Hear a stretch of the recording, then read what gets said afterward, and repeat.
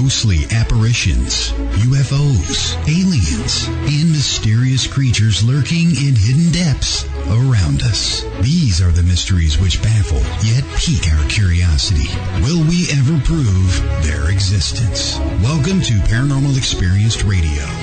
Listen as your host and seasoned researcher Kat Hobson discovers new evidence, bringing us closer to the truth with informative guest interviews, the latest paranormal news, investigation advice, and equipment tips. Kat is the lead investigator with SCARE, located in Birmingham, Alabama, and feels that her gifts were given to aid individuals in distress in what should be their safe environments. Now here is your host of Paranormal Experienced Radio, Kat Hobson, on Let's Talk Radio.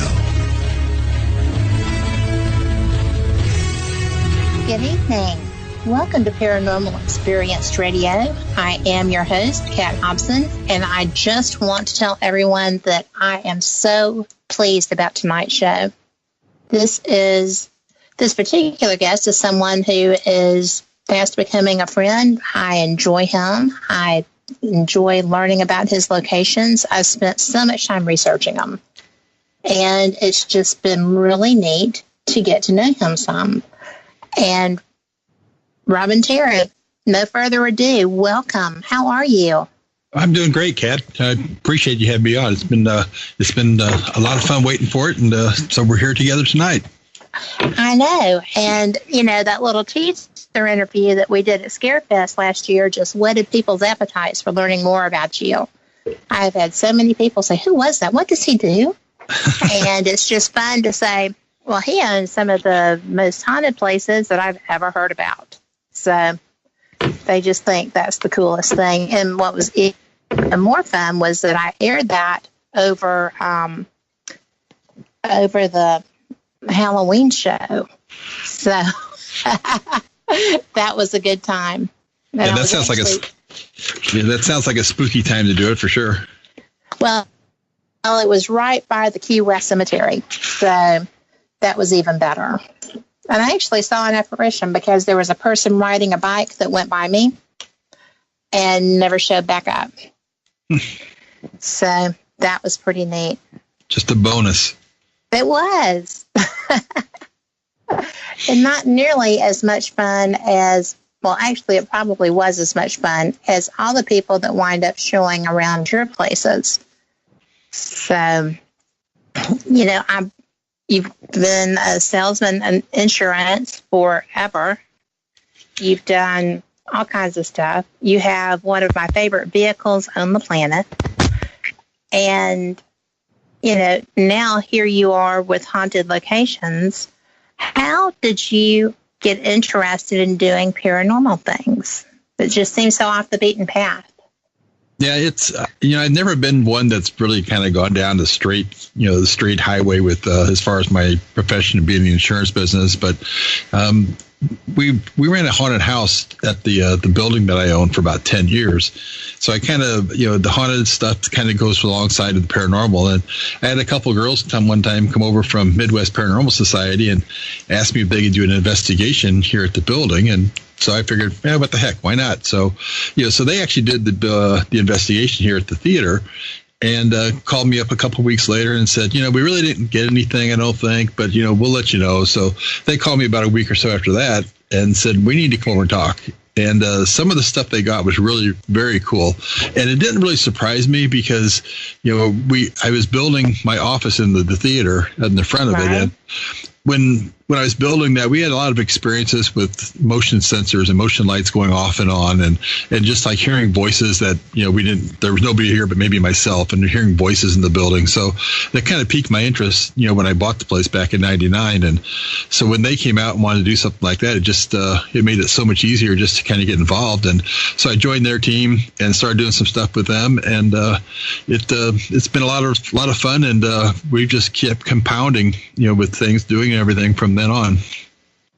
Well, I just think it's just so different, because I became interested because I would have experiences and I didn't really know what was happening, or I did know what was happening. I didn't know why I was having them. And so when you started doing this, do you have like any sensitivity to spirits? Do you have any kind of a background with that? Or is it just an interest level?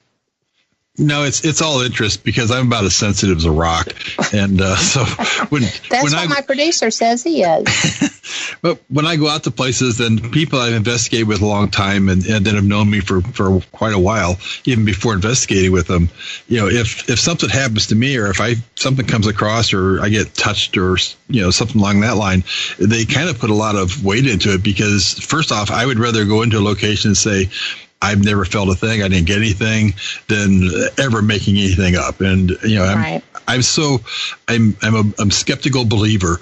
And you pretty much got to hit me upside the head before I'm going to believe that there's something there. That's so interesting. And, it's really weird because you bought these places. Did you know that they were active when you purchased them? I know that you did with Ashmore. Right. Yeah. With Ashmore, I did. With the theater, when I bought that, it was basically because I wanted a place where we could have an office. And so that's what we did. As we built the office, that's when we started realizing there was something else going on here. And we didn't really think anything about it too much at all. But then as we started building more and doing more things here, and then after we built our house inside the movie theater and did the investigation here, then we realized that there's stuff here in the building with us. And I still hear voices every once in a while, not as much, but I kind of think my theory of that a lot of times is like, oh, it's just him. He's here all the time. We're not going to talk to him.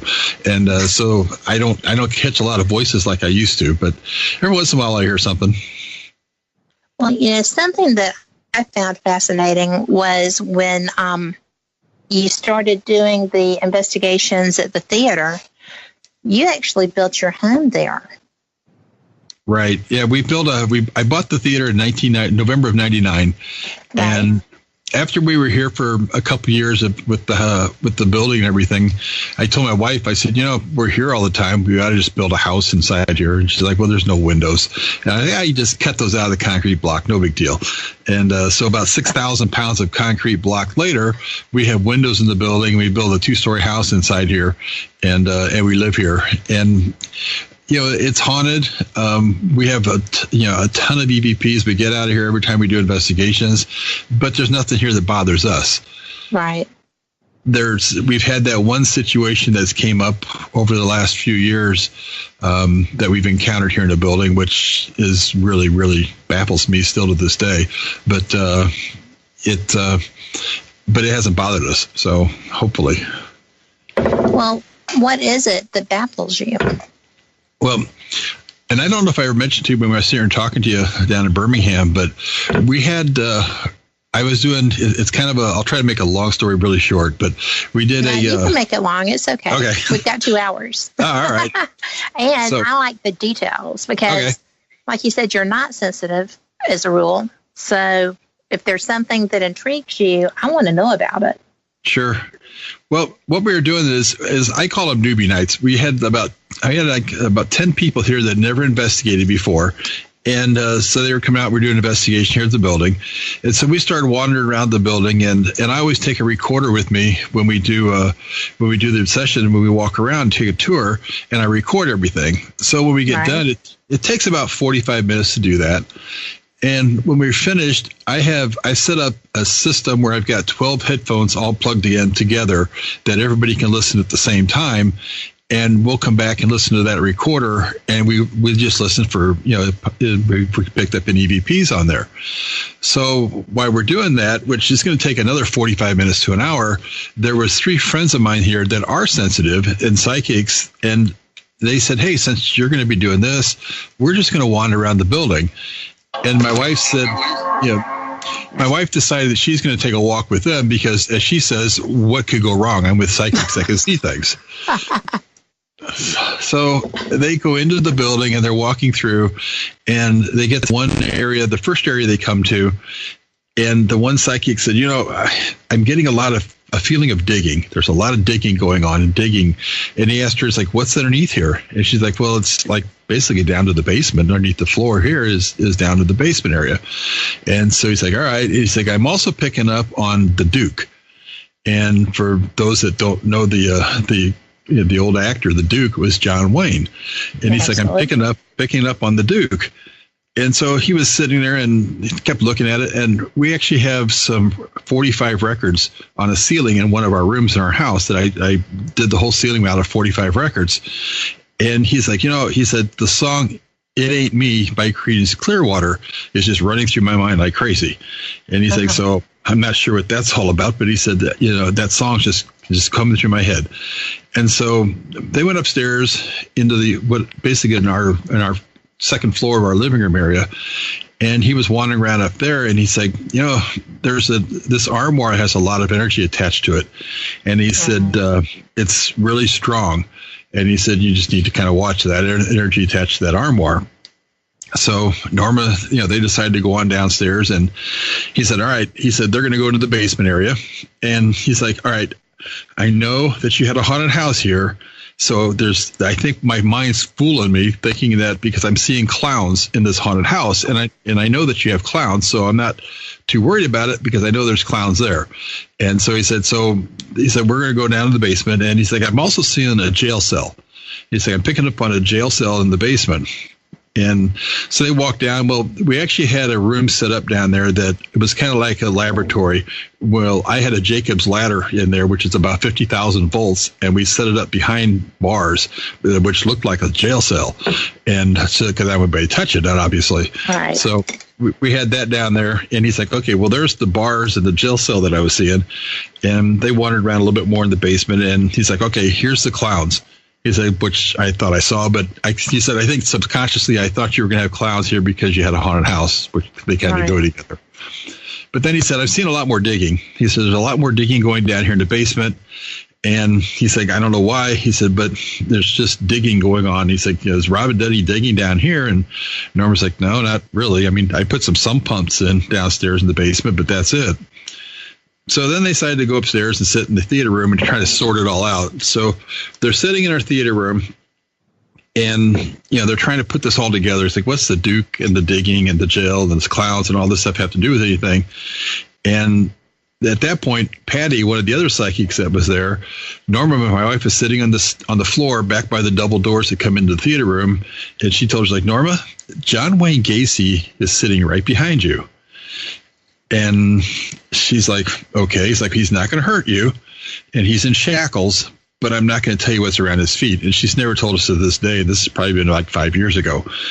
And she's like, then the other two, Damon and Lisa are like, what's John Wayne Gacy doing here? And he's like, but Damon's like, well, it kind of makes sense now that I'm thinking about the digging and the clowns and the jail cell and everything. That all makes sense to me now. He said, when now they put it all together, but it's like, it still doesn't make any sense. Well, Norma told him, she said, when she was in college, her roommate from college, her brother was killed by John Wayne Gacy. And there was two other guys with him that night sitting in there. They're just kind of wandering around with the group. And these guys handled the paperwork when he went to prison. And I should kind of mention it because most people know who he is, but some may not. John Wayne Gacy was a serial killer out of Chicago that killed about 32 or 33 boys. He used to dress up as Pogo the Clown and went to do birthday parties and kind of got to know some of his kids and everything through some of that situation, though. So, so they were seeing John Wayne Gacy, this clown figure there. And then Norma said, well, the armoire that you upstairs that had so much energy to attach to it. So that was actually owned by the attorney that represented John Wayne Gacy. And it's like Robbin bought it from her at she was having an estate sale and she was clearing out some stuff in a summer home and he went out there and talked to her and bought that from her as well as a lot of other furniture that she had there at the house. Now, he never touched that armoire. He didn't have that armoire. I mean, it wasn't his possession. Right. But then I found out later, though, that he did 3 paintings for her. And he painted these 3 just for her when he was in prison and gave them to her when she visited him one time. They were talking about, legal things. And she used to keep those paintings in that armoire. Now, what's really kind of weird about that armoire is that when I bought it from her, I cleaned everything out. The paintings weren't in there. I did have the paintings in my hands at one time. I held those paintings that he did. And in fact, I actually offered to buy them from her, but we didn't work out a deal on them. But that armoire, we cleaned it out. I brought it home. I refinished it. We took it upstairs, and it's locked, and it's never been unlocked. We couldn't even, I have no idea how the thing got locked, why it got locked. And it has like a skeleton key to it, and there's like a little deadbolt there. And I've turned it upside down, trying to tap it, thinking maybe it just slid into place or something like that when we carried it up the stairs. But it's locked and doesn't want to unlock. And I was told kind of to leave it locked and not to bother with it. And so, when he was, we haven't had any really encounters with him whatsoever since. But that was probably about 5 years ago, I think, is when they first were here. Until February of this year, I had another friend of mine who's a psychic that's never been here before, didn't know anything about this at all. And he showed up and he said, he's like, hey, I need to talk to you sometime. And I said, all right, because I went back to go to the bathroom. And he said, I looked up the stairs up there to your house, and I saw somebody stand at the top of the stairs. Right. I'm like, okay, that's cool. I said, who'd you see standing up there? And he's like, it was John Wayne Gacy. And, he was really kind of apprehensive about telling me. I'm like, oh, he's back. And he's like, what? And I said, he's back. And he's like, you don't sound surprised. I'm like, no, we've had an encounter with him already here. And so, we talked a little bit more about it, and he went upstairs, and I didn't tell him anything about it. But he went upstairs and was looking around, and he picked up on a few other things. And then he went over to the one armoire, and he said, there's a lot of energy attached to this armoire. And he actually told me, he said paintings. He said, he's telling me that he used to keep his paintings were in this armoire. I said, yeah, they were. And he didn't know this. And there is a documentary out about this that Brad Kling from Ghost Lab did. But Brad didn't know at the time that he shot this that those paintings were kept in that armoire. We found it after he already released the production of Strange Curiosity here. And so Tony wouldn't have not even known that unless he talked to me personally or listened to a radio show or something like that. So, but yeah, so he picked up on the paintings that were in there, and he said that Gacy was pretty much protecting that cabinet because there was energy still from those paintings in the cabinet, and he just wanted to make sure they were safe. So it's kind of a weird encounter. Would I believe it if somebody told me? No, probably not. But when it happens to you personally, you really start wondering. And it's a whole different ballgame at that point. Oh yeah, especially when it comes right out of the blue. I've done some research on it. He did live in Springfield, which is about 15 miles from me. It's weird because the coincidentals and the synchronicity of this whole thing was just bizarre, because I found out a lot of stuff after Brad had done the Strange Curiosity episode. I talked to somebody, and they found out, and they told me that he lived on a street in Springfield called Normandy Road. Well, my wife's name's Norma, and her dad's name's Norman. And there's thousands of streets in Springfield, and for him to live on Normandy Road is just really weird that happened. That is weird. Yeah, he ended up marrying, or was going to marry, a girl by the name of Myers that lived in Springfield, and my mom worked at Myers Brothers. And so it's just, there was just a lot of weird little things that came into play with it. But I don't know. We've not had any problems, with him here. Since then, I don't let teams try to call him out when he's here or try to contact him when they come to investigate, because for a long time, probably 75% of the time that we did investigations here, I've always had some heart issues for the last few years. But when teams came here, if they started talking about him in the building, my heart went into atrial fib, and it started racing. And one of the nights I actually had to go to the hospital because it was running about 160 for about 4 hours straight. And I had to go up and have that rebooted. So, you're so nonchalant about those things. Well, and being involved with EMS and all too, that kind of helps out some there. But true. But it was, that's happened a couple of different times that we've had it. In fact, about 75% of the time we were doing investigations, it was. It was happening. Yeah, my heart would go into AFib and all. So I finally told people that they could no longer bring his name up or anything, or they're going to have to leave, because I didn't want to take that chance. Well, we are coming up on our first station break. This is going to be about 3 minutes. Excuse me. And we will be back on the flip side with more from Robbin Terry. See you then. When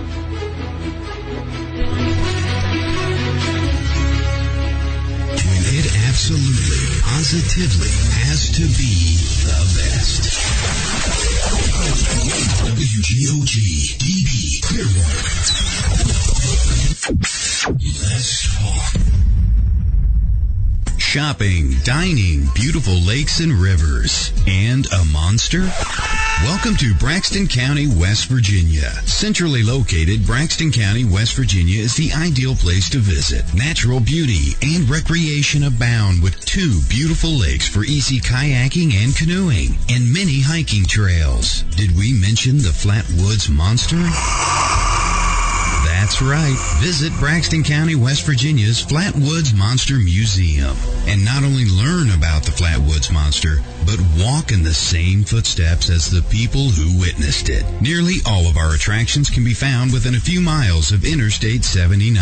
Visit us online at braxtonwv.org. That's braxtonwv.org. Braxton County, West Virginia. Center yourself here.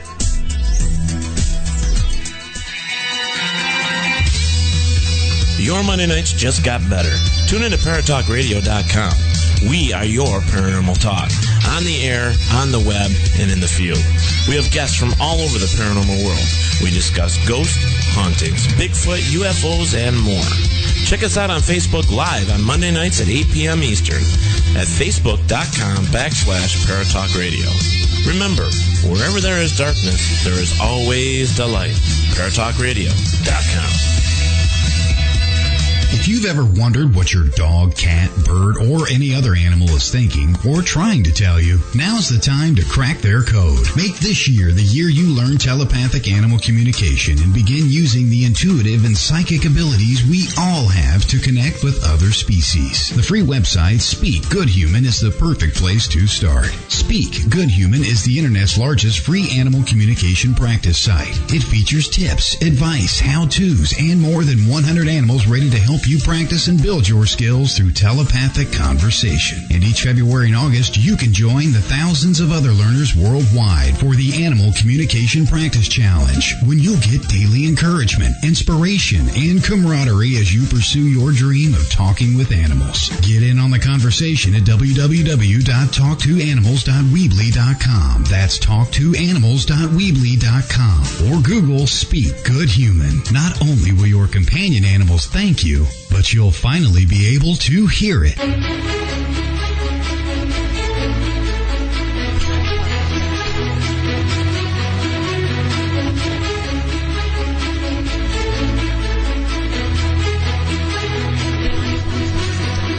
Glad you're joining us tonight. This has been quite a week, and I know that there have been solar flare storms and all this other stuff that are supposed to be affecting people's energy. And I'm going to tell you that right now, this girl's a believer. But we are so excited to be back with Robbin Terry, who is the owner of Ashmore Estates and the Haunted Art Theater. He's also the manager of the Rhodes Hotel. And when I have been doing my research on all of these locations, they're pretty astounding. You had mentioned, Robbin, at the theater that, well, I don't know if we've talked at other times about you doing the investigations there to benefit St. Jude's Children's Hospital. And you said that because of that people tend to actually get almost a performance level from the spirits there. And I find that interesting because, if you go and tell them, I really want you doing this, so why don't you just do both? That's the most uncooperative experience of my life when somebody actually tried to do that to a spirit. It was unbelievable. But you don't really have that problem, do you? No, what we've done here at the theater is... there you go. Kind of breaking your phone up there, or I am. I'm not sure which way, but at the theater, what we've done is I used to do a lot of stuff with St. Jude Children's Research Hospital until I met a good friend of mine, Mike Couch, with Lost Limbs Foundation, and I started doing stuff with him. But what we've done is anytime we do an investigation here, we don't charge much for doing the theater, but we donate every dime of it to Lost Limbs Foundation to help the amputee children out.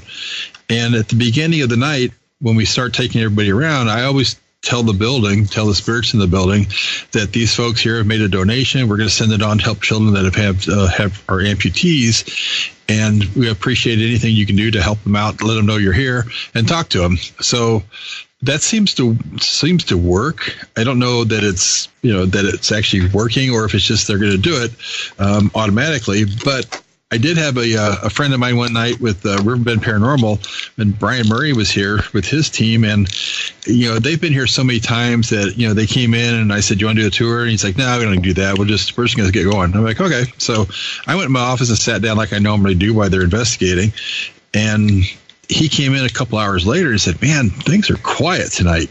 And he's like, "It's just unusual." I said, "Well," he said, "What's the difference? Why tonight is different than any other night?" And I said, "Well, the one thing we didn't do is the walkthrough. We didn't do the tour of the night." And so he said, "Well, take the ones that haven't been here and let's do it." So we took 2 or 3 people with us, and I went back to the building and told the building, and I never lie to anybody in the building about it. I mean, if some friends just come in and investigate, they're on their own. But if they come in and make a donation that we're going to send on, then I always tell the building that what they've done. So we did that, and he came down. He's like, things started picking up. And he said, we started getting some things. We started getting some hits. So we had some voices that we heard. And he said, so it's like, for some reason, it just seems like it triggers the spirits in the building that they're wanting to do it, just because they know that we're here to help some charities. That's so cool.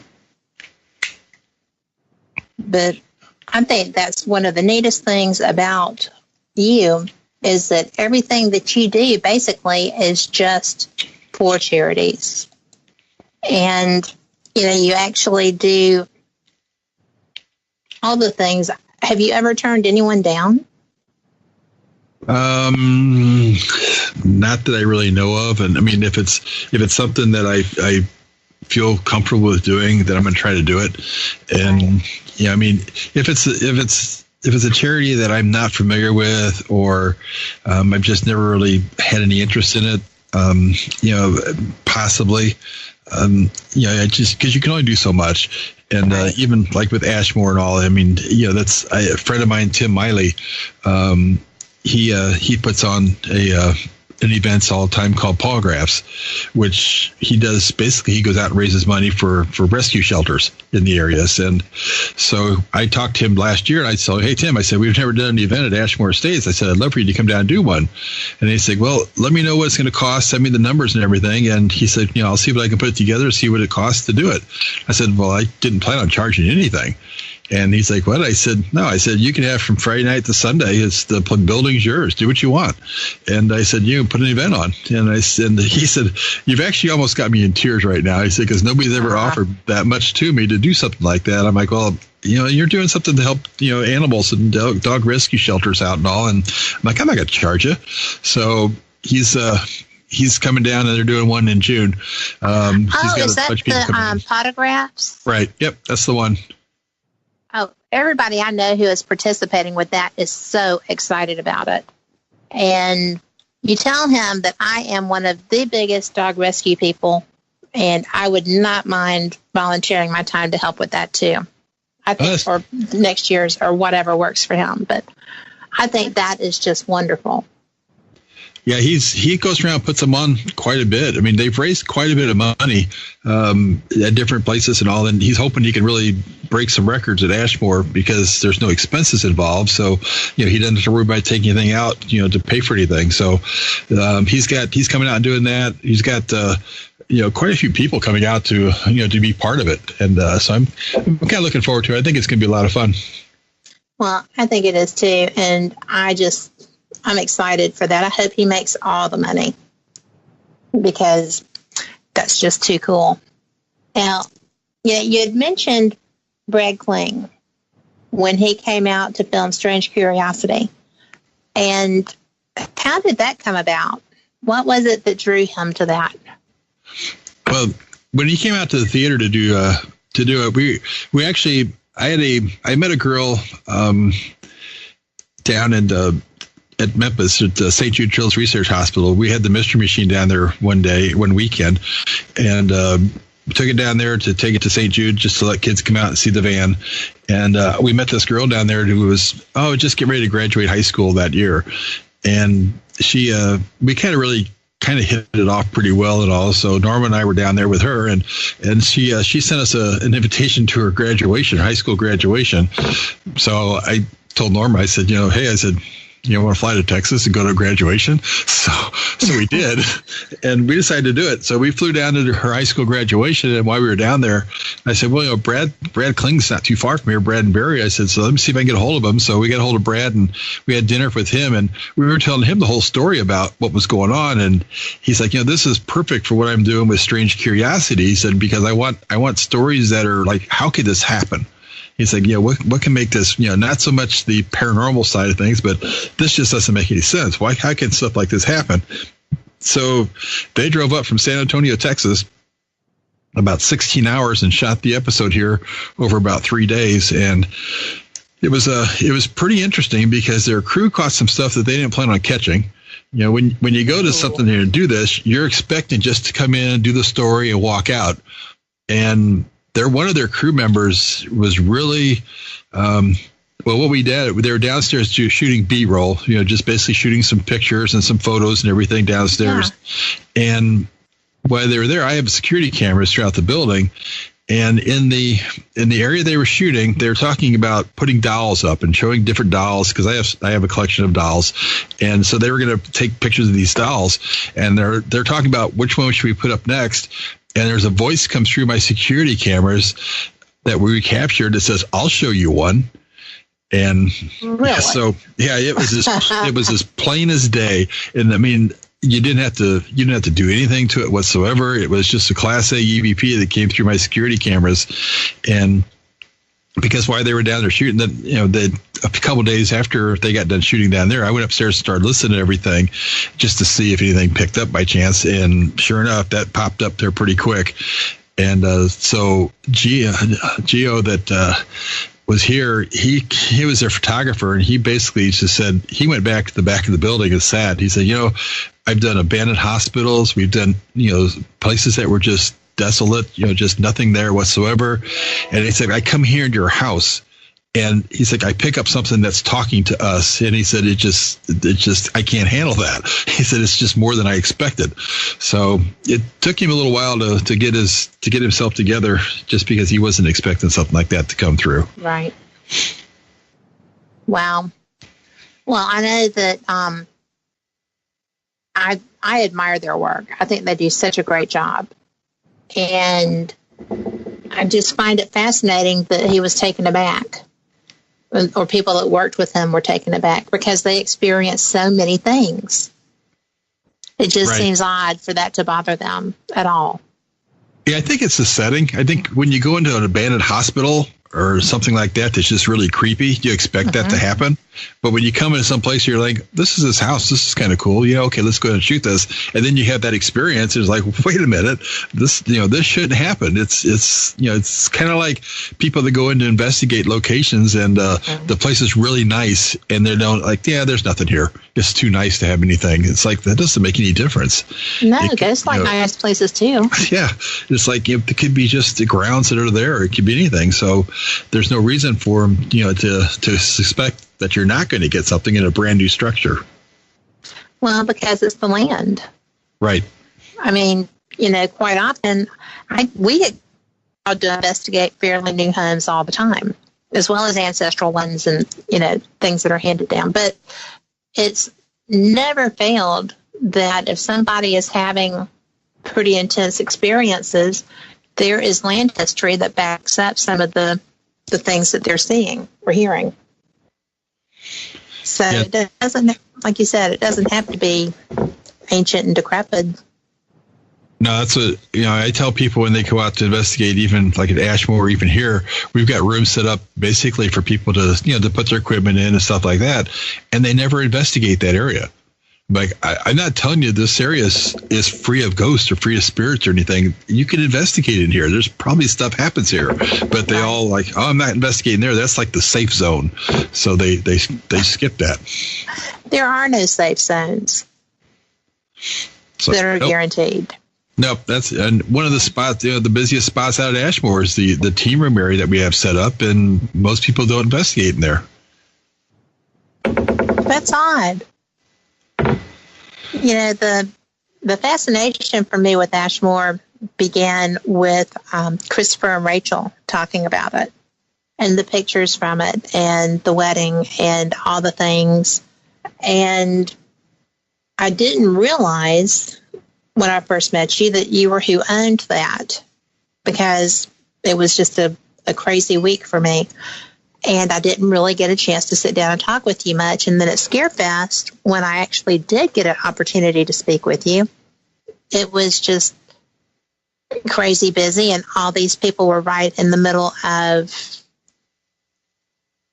trying to get pictures and get conversations and get autographs and get information for bookings and stuff. And everybody was busy there. That was a busy con. Sure. It always is. I know, that was my first time. I hope to go back. I really enjoyed covering that event and getting to meet people like you to have conversations with, and seeing, old friends too. It was just a really neat place for me. But how often, when you tell people that that's what you own, do they just kind of look at you like, I think I'm going to step back a moment here? Well, it was, I think most of my friends around here in Auburn, I'm in a small town, and so they always ask me about it. A lot of them don't want to go there, but they always are curious of what's going on out there. And, but I kind of came around, I bought that. It was kind of a fluke that I actually ended up buying it anyway. It was just one of those things that kind of fell in my lap, so to speak. Yeah. Well, how did you manage to actually get that? I know that when you took it over, it had been through several hands, and that it was damaged pretty badly in a storm too. So it lost its roof and things like that. So how did you actually manage to A, get it, and B, make it to where you weren't concerned about the safety? Well, I'd actually been out there. I think it was September of 2012. I was out there and was going to investigate and help a friend of mine. He had a big group coming in out there, and he asked me if I'd come out and give him a hand with it. So I told him I would.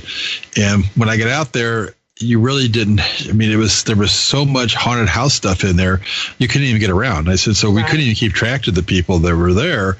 So it's kind of like everybody's going their own direction, and it's like you could have. You'd have maybe 15 people in an area that was about 15 by 15, about 175 square feet, and you wouldn't even know they're all there because they had these fake walls and everything up. So I kind of got discouraged. It's like, I'm just going to go sit in my car, and if you need me, let me know, because you can't do anything here with too many people with this. So I kind of wandered out, and then when they went after the roof blew off, and then they decided to sell it at auction, I was somewhat tempted at that point, but I'm like, nah, it's 2 hours away from me, so I don't want to. It's too far. So I didn't do it, and then it was sold at an auction, and I kind of just didn't pay attention to it for the year and a half or so there. And then I got a phone call one day about a guy that wanted to buy some haunted house props because I was selling all the haunted house props I had because I wasn't going to run a haunted house in the theater anymore. Right. So he scheduled a time, came out and looked at the props, and we started talking a little bit, and he wanted to buy a ton of props. So we were walking around, and I told him, I said, I actually live here. He's like, really? I said, yeah, we built a house inside the theater. And he said, any chance you could take me on a tour of the place? That'd be cool to see. So I said, yeah, sure. So we did that. So we're walking around upstairs, and we walked to the first floor, got to the second floor. And I said, where's your haunt that you've got anyway that you're buying all the props for? And he told me, he's like, I'm building a new one in Indiana. He said, I'm going to sell the one I've got. And I said, which one do you have now? Because being in the haunted house business, I knew a lot of the haunts in the area. And he said, I have Ashmore Estates. And I'm like, really? And he said, yeah. He said, I'm gonna sell it. and I asked him what he wanted for it. And he, and it's not, I mean, it's pretty much public record anyway, but he wanted about $28,000 for it at the time. And so I said, so you're going to sell it? He said, yeah. I said, I'd be interested in taking a look at it. And when he mentioned that he was going to sell it, I think my wife's exact words were like, oh crap, only a little stronger. And so we took off. It was a Easter weekend that we went out there, and we walked through it, and the place was a mess. I mean, there was stuff everywhere, just junk all over the place, water coming through. You could see the water was in the place. It was just a nightmare. And that didn't scare me. It just made me feel a little bit better because I knew that I could probably buy it at a lot cheaper price than if I was in great shape. Well, sure, yeah. So we talked a little bit, and so I called him back up after we went out there and tried to work out some things with him. And we ended up trading him some props that I had, and I actually had an old hearse that he was interested in. I traded him an old hearse, traded him some props, and some cash, and bought the building.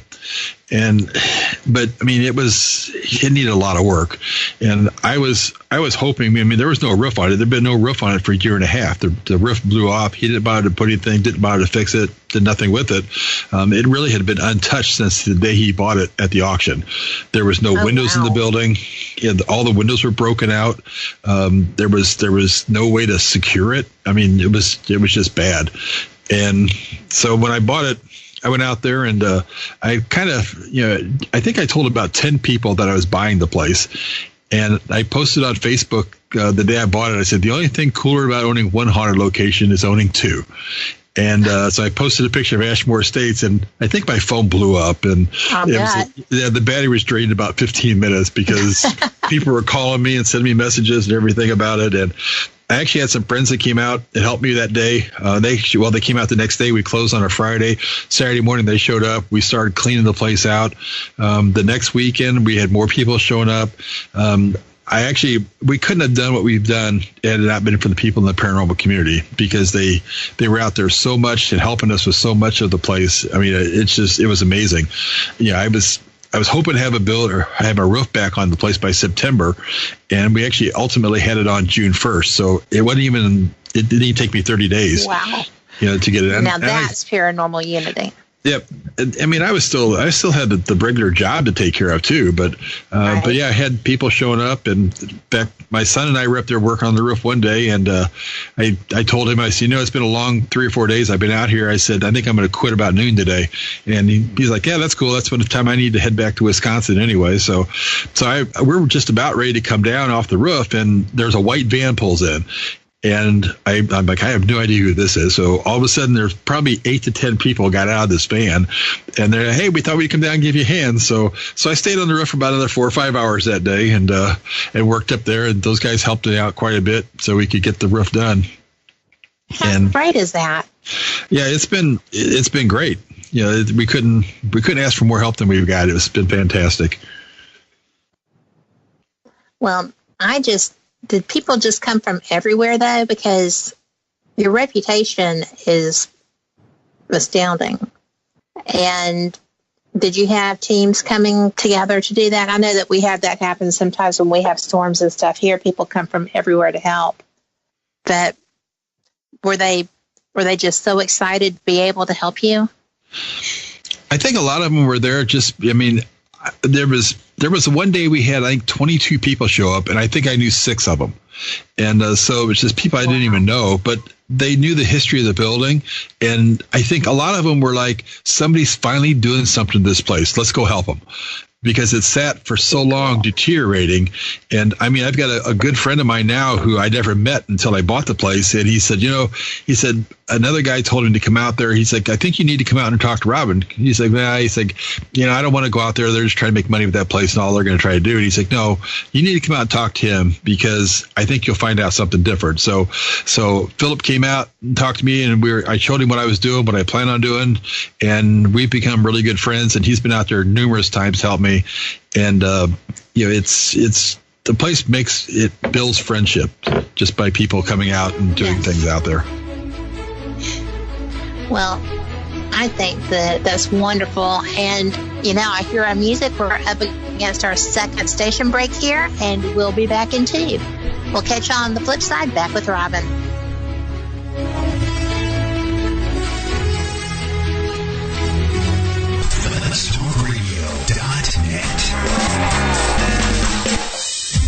Since 1948, Fate magazine has delivered a one-of-a-kind reading experience, covering everything from psychics, UFOs, paranormal investigations, and more. To subscribe, visit fatemag.com or call 828-702-3032. That's 828-702-3032. Subscribe and find your true reports of the strange and unknown at fatemag.com. Haunted, a psychic story by author and radio host Ariel Grace. This is not your average book of hauntings. Haunted, a psychic story is written from a psychic perspective and contains true stories and some handy tips. Written in 3 parts, Haunted, a Psychic Story contains chilling adventures, advice from the archangels, and helpful tips used by Ariel Grace to clear haunted homes around the globe. Haunted, a Psychic Story is available on Amazon, or you can download straight to your Kindle. Haunted, a Psychic Story by Ariel Grace. Get your copy today. Grow your business. At Signorama, we offer customized solutions for signs, branding, marketing, and advertising. We have a full range of custom sign and graphic services to meet your needs, build your brand, and create your image. Look around and you'll see how our specialists help businesses enhance their visibility and get noticed. Let us work with you to understand your unique marketing goals and help you reach them. Signorama, the way to grow your business. Meet with an expert at your local Signorama or visit us online anytime.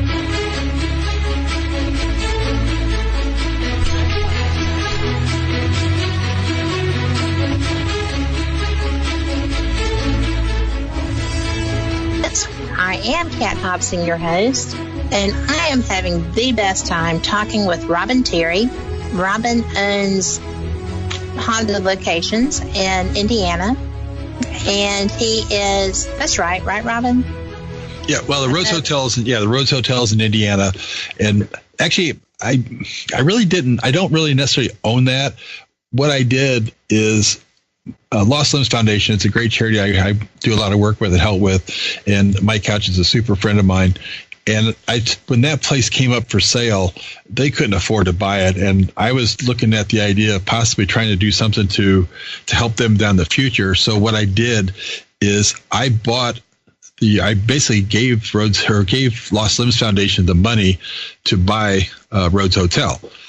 And what they're doing then, it's a no interest loan. They're just paying me back as people come out there to investigate and book the place. So I put out the money to buy it. So do I own it? No, not on paper, because Lost Limbs does. But right. My agreement with Mike is that I kind of help run the thing until I get my money back. So then he tells me pretty much to go away if he wants to. Well, I don't think he'll do that. I think he appreciates you too much. But, yeah, he told me he wants me to stick around even when I'm paid off. So, well, I would think so. I mean, you really do so much really great work. And, my husband, who is not interested really or even involved much beyond helping me review evidence on occasion, was listening to me talk about you. And he was just kind of surprised and thought you were just way too cool, which seems to be the general consensus. And, he's excited about me coming up to Ash Bash because of helping with, your fundraising. And I just love the idea of doing that. And I would not mind to help, helping you promote some of that stuff with the show too. So we'll talk about that later also. Oh, sure. That'd be great. Appreciate it. Well, you do good stuff. Yes. One of the women from my Paranormal Experience Investigations is in chat, and she is so excited to join you in September. And she's coming with you? She is. I have 7 of us who are coming, and it's going to be so much fun. We should be 8. We probably will be 8, but we're trying to. One of them wants to finish her dissertation instead of come investigate. Can you imagine? Where she needs some priorities in line. I know. What is wrong with her? I never thought I would get her out of town the weekend before her daughter's wedding either, but she's going with me. We're going up to Ohio to do an investigation. So I'm pretty excited. That's the Prospect Estates. So Prospect Place Estate, I think is the name of it. And that is something that we just decided that we're too far away to actually work as a team, but to be able to go and travel to investigate places that are notorious or just interesting was something we could manage probably. So you're up. Yep. It's going to be so much fun. Yeah, you'll have a good time. I mean, most of the teams that never came out of there and tell me they were disappointed. A lot of them that come out there tell me that when they leave, it's like, in fact, that before they even review anything, they'll tell me that if they didn't get anything, that's fine with them, because we've done some things out there to try to make it so much easier for people to investigate than what other locations have done. So, I think what makes a difference is there's not a lot of places that are owned by people that do paranormal investigations themselves. Right. So I think, when I bought it, my whole idea was to go in there and make the place the way I want to if I was going to investigate. So that's kind of what I did. We've set it up where I've got wires ran to the second and third floor. So when people bring camera systems in, if they've got BNC connectors or Ethernet connections, they can plug into the cameras. They can run them to any place on the second and third floor, and they can, rather than having to run wires of their own, we've already got them ran, so they're there. Oh, wow. Yep, so they can do that. I put a sound system in, and a lot of people kind of questioned that, or I had a couple people question, why are you putting a sound system in so you can try to fake stuff or something? And I'm like, no, because I put the amplifier in the team room so that anybody that's there knows if the amplifier's on and they can hear it. And one thing that nobody's really done out there, and I told them that they should try it, but people don't. A lot of times people have their own set ways they like to investigate, and I'm kind of one that likes to do stuff out of the box. And I said, take 6 to 9 recorders, set 2 or 3 on each floor, have everybody leave the building except for one person, get on the microphone and run an EVP session that way you're covering all 3 floors at the same time, 15 minutes, and you've done an EVP session on 3 floors in basically on 9 recorders in 15 minutes. And so they haven't tried it. Nobody's really tried it too much yet. So April 20th is actually the first time since I bought the place that I'm going to investigate. I'm usually out there working, and I've gone through with some teams, maybe sat in with them for half an hour, 45 minutes or something like that when they've done some investigations. But April 20th, we're doing a promotion for Lost Limbs Foundation. They're going to be Dave Glidden's coming out. They're going to do a live stream the entire night, and we're going to try that, and we're going to have a male ask us questions, and we're going to have a female ask identically the same questions, and see if there's a difference in response, and find out where it's happening at. Because one thing that I talked with Brad Kling, and one thing he does is that he'll listen to when he does EVP sessions, instead of going through every room in a building and doing 30 minutes here and 30 minutes here, he'll do whatever he's doing, and he'll come back, do a walkthrough, listen to everything. He'll come back and listen to it all right then, and pick up, where did we catch something at? If we got it in this room, let's go back to that room and really concentrate on that room, because that's where we got a voice. And so that's what they do. So I'm going to kind of do the same thing. We're going to cover, Ashmore is about 15,000 square feet. We're going to cover 15,000 square feet in about 15 minutes. Oh, good heavens. That is going to be so cool. And I actually was planning on coming up there for that and realized I had another commitment. And I was So, yeah. And because I am totally about doing something, A, to support Lost Limbs, and B, I didn't know that was going to be your first time ever investigating there since you bought it. That's huge. Yeah, that's what I told Dave when we were talking, and he said something. I said, "You want to join us? You can." And I'm like, I don't have anything going on that night, and since I know you guys are going to be there, I don't plan on working that day. I said, yeah, so I'll investigate. He's like, oh, that's cool. And I said, yeah, it'll be the first time I've done it. He's like, no. And I said, yeah. I said, actually, I've owned it almost 4 years now, but I said, I've never really spent any more than about an hour doing any type of investigations because, I mean, I usually come up there on weekends and I'll start working between 6 and 7 in the morning. Right. And I'll keep working until basically a team comes out there to investigate. And then I stop and leave. And so I'll work 10 to 12 hours a day out there working on stuff. And by that time, you just don't really feel like you spend a lot of time doing stuff. Well, and, they're so comfortable, I'm sure, with you being there as you are with them, that all you'd probably have to do is just put a recorder in your shirt pocket and start talking. I did have time when I was up working on some stuff, and somehow or another it got knocked off a counter while I was upstairs working. But in fact, that was the same day. I don't talk about a lot of personal experiences I've had out there. Actually, I don't mind talking about them, but I don't put them out there on the internet or on Facebook or something like that, because since I own the place, people expect you trying to promote it that way, and that's not me. But the day that the recorder got knocked off up there, and I'm not even sure how it got knocked off. All of a sudden, I use Zoom H4Ns, and they got knocked to the ground. So I'm pretty much trying to keep those things from happening because those are not cheap recorders. True that. But when I was up there, that was the only day that I ever felt that something was trying to tell me to leave. And I was hooked up electrical. There was no electricity in the building when I bought it, so I'm running some electrical stuff. And I was up there working on things, and it just kept getting stronger and stronger and stronger. And I kept putting it off and putting it off. And finally, after about an hour, I mean, it was like I was having problems breathing, and just like it was pushing me out the door and everything. So I'm like, okay, if you don't want me here, I'm not invited to your party, I'll just leave. And so I left. And in fact, I called my wife. I was headed down to Menards to pick up some material at the hardware store there. And I called her, and she's like, what are you doing? I said, picking up stuff down at Menards. And she's like, it's the middle of the afternoon. And I said, yeah. She's like, no, you do that at night. So why are you doing it now? And I'm like, there's something in the building that doesn't want me there right now.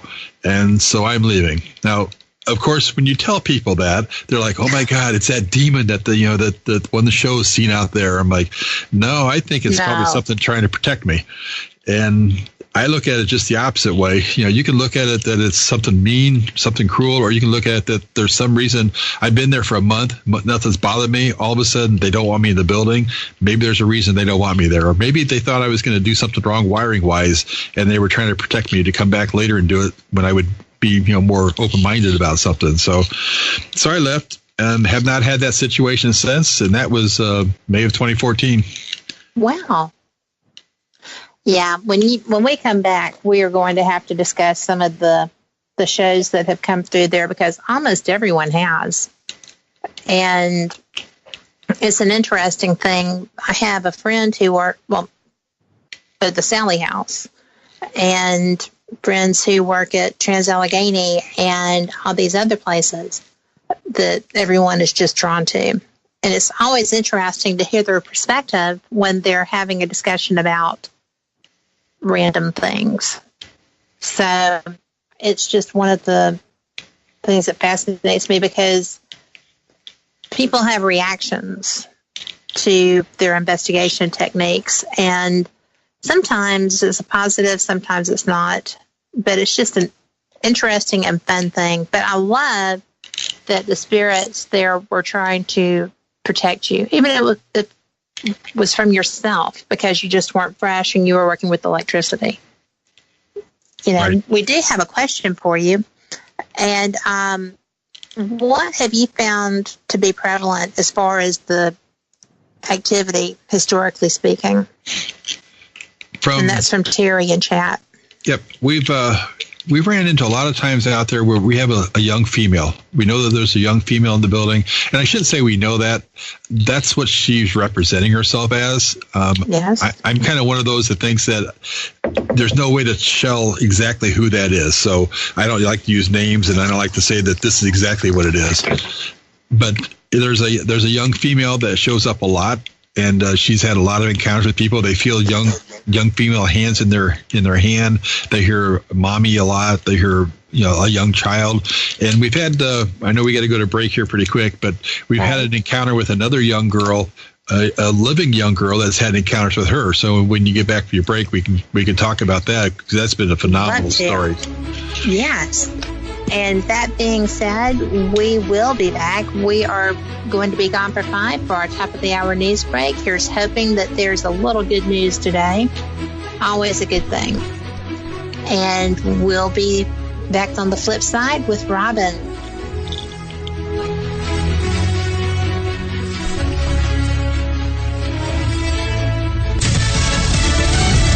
Uncovering evidence. I'm Lisa Lacera, Fox News. Federal authorities in Austin, Texas, finding a recording of a so-called manifesto by the suspected serial bomber. Fox's Steve Rappaport has more live. Lisa, Austin Police Chief Brian Manley says he considers a cell phone recording of Mark Condit to be a confession. He does not at all mention anything about terrorism, nor does he mention anything about hate.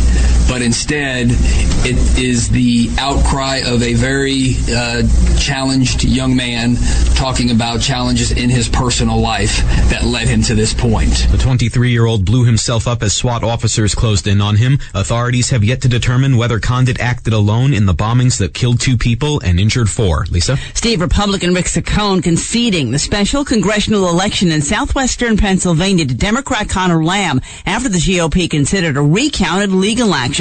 Lamb led by about 750 votes in an upset in a Republican-held district. President Trump won by 20 percentage points. Days after a scandal broke involving Facebook user data, the company's CEO speaks out. Zuckerberg wrote, "If we can't protect your data, then we don't deserve to serve you." He says he's been working to understand exactly what happened and how to make sure it won't happen again. But he notes the way that a data mining company like Cambridge Analytica got all of this Facebook user data 4 years ago is no longer allowed. Back then, when the UK company wanted the data, they could get your friend's profile information if you accepted an app or quiz. That's no longer the case. Zuckerberg says the guy who invented the quiz then violated Facebook's old terms by selling it to a third party, in this case, Cambridge Analytica. Fox's Jessica Rosenthal. Cambridge Analytica whistleblower Christopher Wiley tweeting that he will testify before U.S. House and UK Parliament committees. Fox News, fair and balanced.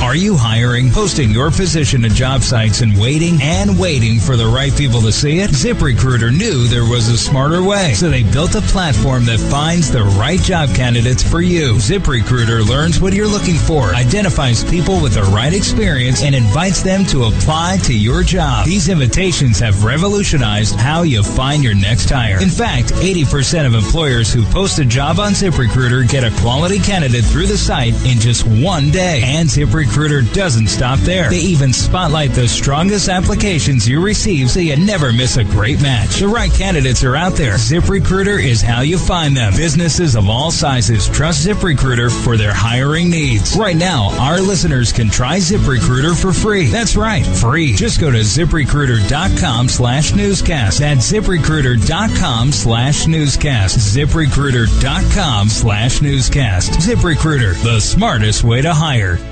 A spring nor'easter pounding New York and New England. New York Governor Andrew Cuomo with a warning to utility companies. Utility companies have to adjust for that reality.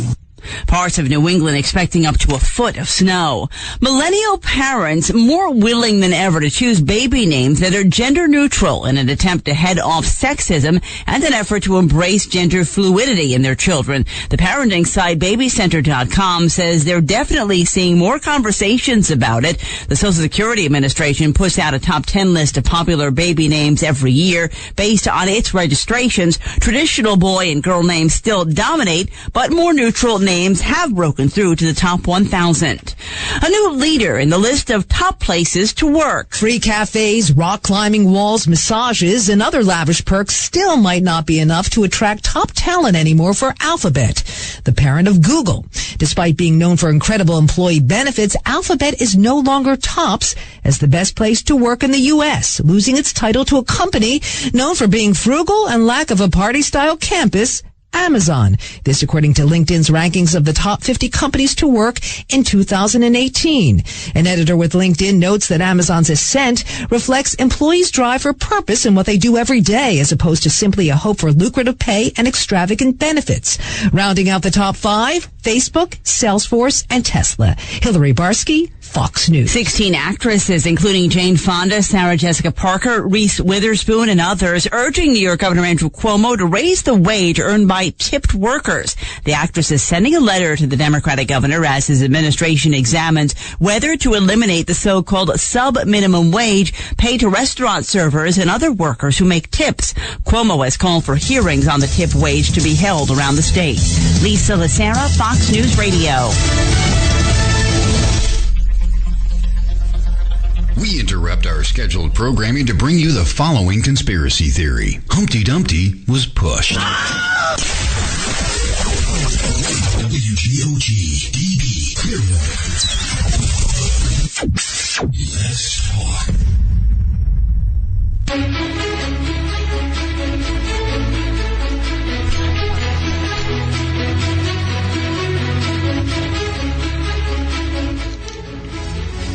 Paranormal Experience Radio. I'm Kat Hobson, your host. I am joined by Robbin Terry. Robbin is just a fantastic person who happens to own a couple of great haunted locations. One is Ashmore Estates, and the other is the Haunted Art Theater, but the Rhodes House falls in there also, Rhodes Hotel. Is that correct? Yep. Yeah, we actually helped Lost Limbs Foundation. We gave them the money to purchase Rhodes Hotel, and it was something we decided to do just to help kids or amputee children. I kind of look at this sometimes that down the road we're not going to live forever. And, I've had a lot of heart problems, so I wanted to see something that could be done down the road whenever I'm gone. So I basically loaned them the money to buy it, and then they're paying me back with the investigation money and things like that. But at some point, it'll be all theirs, and every dime that comes into that just goes straight out there to help amputee children. I just think that's fantastic.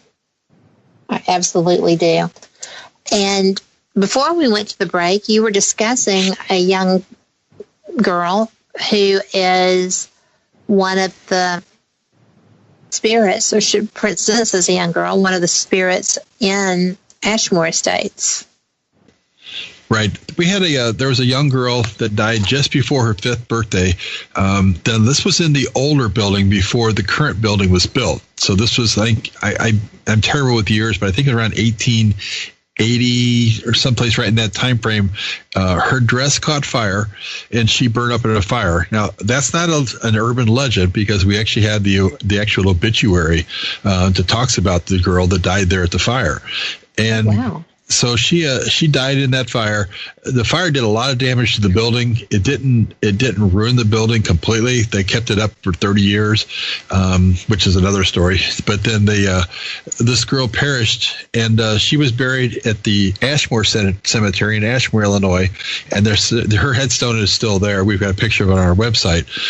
But this little girl is one that we feel, and a lot of people think that they're talking and communicating with her when they're in the building. Like I said earlier, I don't put a lot of faith in people that tell me that I was talking to Joe or I was talking to Sam, whoever they may have been talking to, just because we don't know that that's actually who they are. But in this situation, there was a girl that lived. There's a farmhouse probably a quarter of a mile from Ashmore, and there was a young girl that's about 7 years old, and that lived there in this farmhouse with her other siblings. In fact, you mentioned Christopher Booth. You've probably seen these pictures that he took of a bunch of younger kids there at Ashmore, and that's the family. Right. And so Autumn used to tell at night, Autumn would have some problems there at her house. She was having problems with she wouldn't get up to go to the bathroom if she had to go to the bathroom. She said that she told her mom that she couldn't do it because her friend told her it was scary, that it was something bad would happen to you when you went up in the middle of the night to use the bathrooms. So her friend also used to come down and sing with her. Her mom would sit there and tell me at 3 o'clock in the morning, she would hear Autumn in bed and they're singing, and she'd go in and say, "What are you doing?" It's like, "My friend and I are singing." And I talked to her mom one time and I said, if you feel comfortable with it sometime, ask Autumn what she looks like and what she's wearing. So she did one day. She asked Autumn, she's like, what does your friend wear?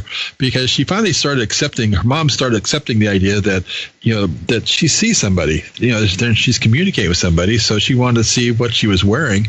And Autumn told her that she's got a dress on, and she's short. She's got a dress on. She's got long blonde hair, and her legs are all wrapped up with something.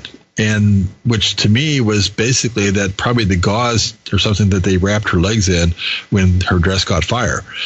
And she told her that she had ribbons in her hair. She used to she had these ribbons in her hair. In fact, she told her mom one time she wanted ribbons in her hair just like her friend had. And she's like, do you know how hard it is to find ribbons for kids' hair now? It's like nobody has those anymore, like they used to have when when everybody was a little kid 50 years ago. And so she was having problems finding those, but she finally made some for her. But she said that when she went to school, they were doing the drop and roll type, and I forget the whole terminology. It's terrible. I'm an EMS and volunteer fire department. Stop, drop. Yeah, exactly. So they were doing the stop, drop, and roll. And her teacher said, we're going to show you how to do that. She's like, oh, my friend and I already know how to do that because we do it all the time, because she wants to make sure that I'm safe if there's a fire. And so, and then there was a day that her mom had some candles burning, and Autumn came in and put them out. And she's like, you can't burn candles here. She's like, why? She's like, my friend says they're dangerous. You can't burn candles. And she wouldn't let her burn candles. So, I mean, there's all kinds of situations that came up that her friend was telling her, and they were all really right around the idea that this little girl that died and perished in a fire from Ashmore. And I mean, I don't think that there was somebody there feeding, like somebody, imposter of trying to feed Autumn's head. Well, there was, but. So, yeah, but I don't think that they were trying to feed Autumn's head with lies about Elva Skinner that that perished in this fire situation. It was a whole weird encounter, but the bathroom thing went on for like 6 months. And I mean, I talked to her mom. We were trying to come up with some ideas what we could do, trying to do some things differently. And finally, one day when they were out doing a photo shoot at Ashmore, Rachel Booth, she was dressing Autumn, and she said, well, we're going to go down and change clothes. And Autumn said, I had to go to the bathroom. And she's like, well, we'll go downstairs and change clothes, and you can go to the bathroom. She's like, but the bathrooms aren't safe here. And she's like, yeah, they are. And she's like, no, that's not what my friend says. Like, honey, they're safe here. I use them here. It's like, they're safe. And she's like, are you sure? So I took her down to the bathroom, and she came out. Yeah, there's nothing wrong with the bathrooms here. So at that point on, she never had a problem at home. So for almost 6 months, she was having this situation at night, every night, either not going to, getting up to go to the bathroom and wetting the bed or something. And so in, just a matter of minutes, it was solved. So it was kind of nice that Rachel was there that day to help that situation out. Well, Rachel's kind of a special person anyway. Yeah, she is. Her and I get along great. In fact, I was just earlier today on something we're working on.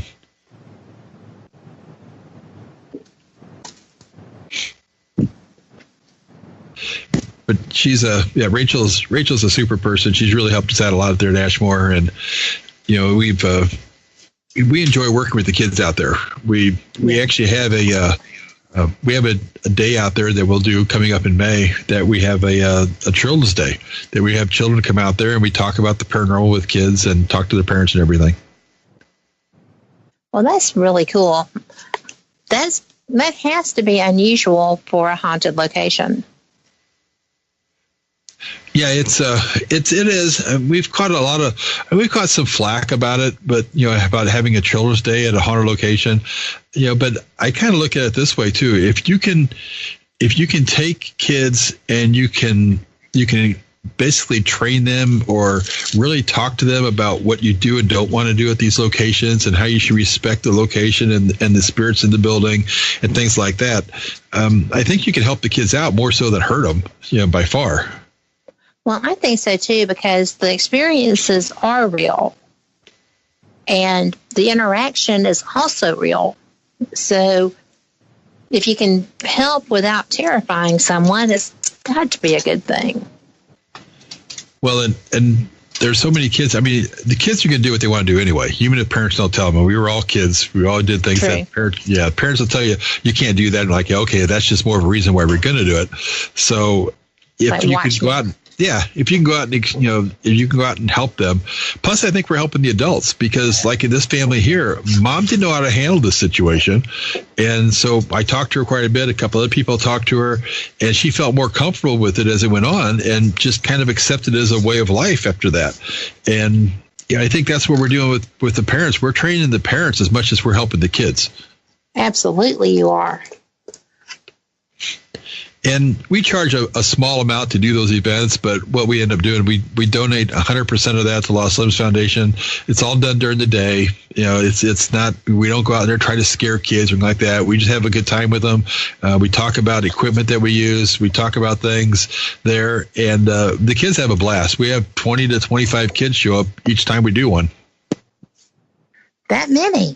Really? Yeah, I've got two teams, Riverbend Paranormal and Paranormal Free Agents, that come up there and run the thing for me. They donate their time, and we'll have 20 to 25 kids, and then we'll have their parents show up. And so, we may have 50 to 60 people there sometimes on a kids' day, just want to listen and want to hear what's going on with the paranormal. That is the coolest. I mean, that's a surprising number of children being taken out to participate in a paranormal event. Yeah, we did it one time in October. I think our first one was October of 2015, and I think we had 19 or 20 kids that day. And then we did another one in April of last year, and that went crazy. We filled that one up, and we did another in October. And so this year we're doing one in May and October again. And we have a lot of kids that come back the second time. They've been there before, and they'll come back again, and their parents come with them, and the parents love it. I mean, they have a blast with it because it's done during the daytime, which, contrary to popular belief, is a good time to investigate. Well, sure it is. Everything's still there. Yep.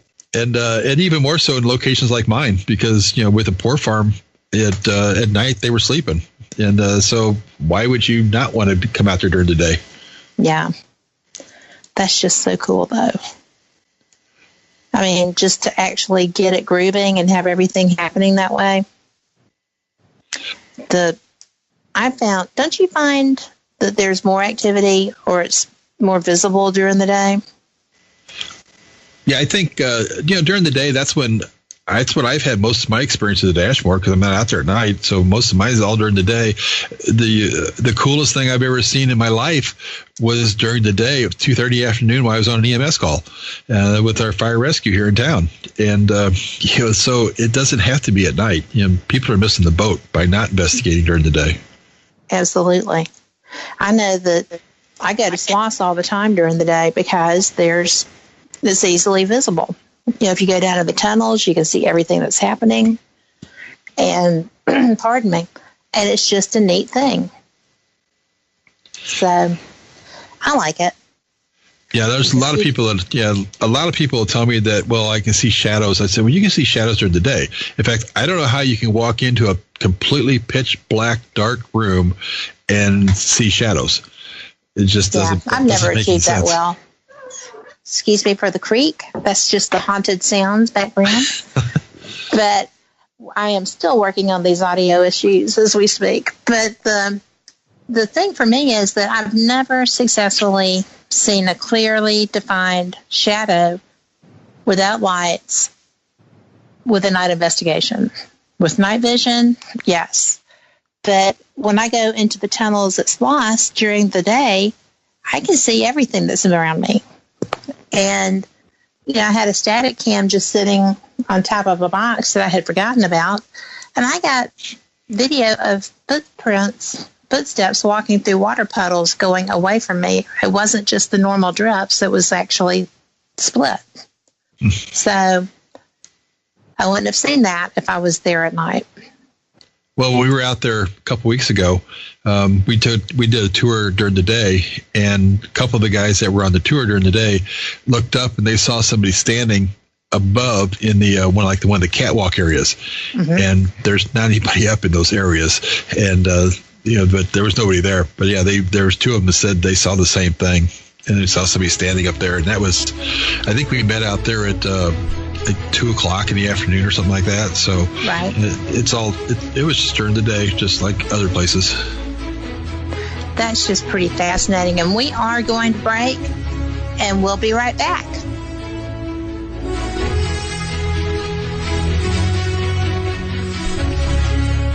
Real people and not pre-recorded and regurgitated radio.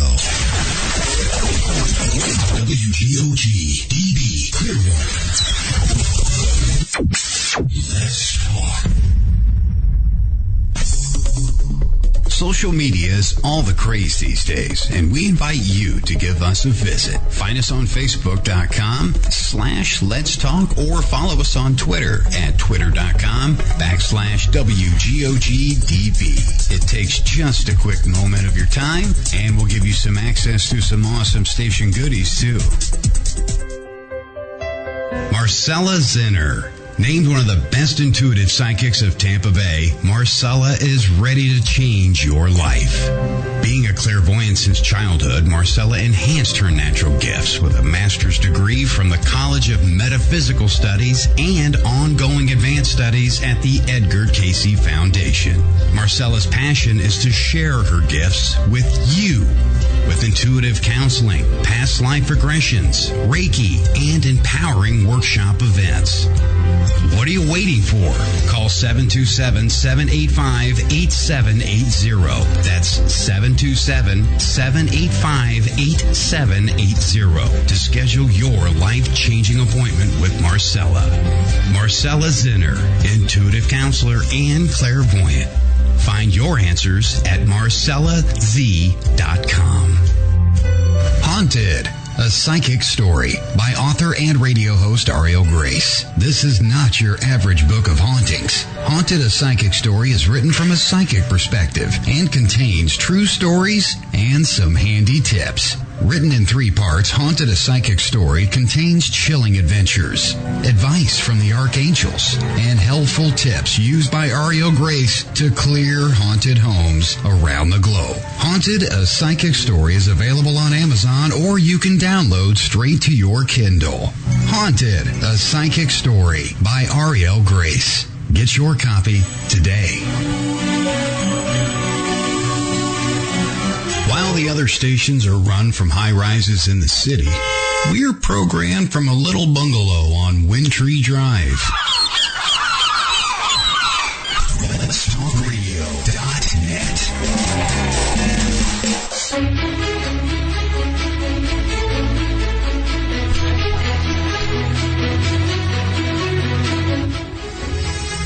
Are back with Paranormal Experienced Radio.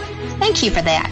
I'm Kat Hobson, your host, with my friend Robbin Terry, and we are discussing haunted experiences at his locations. And Ashmore Estates, the Haunted Art Theater, and where he manages over at the Rhodes Hotel also.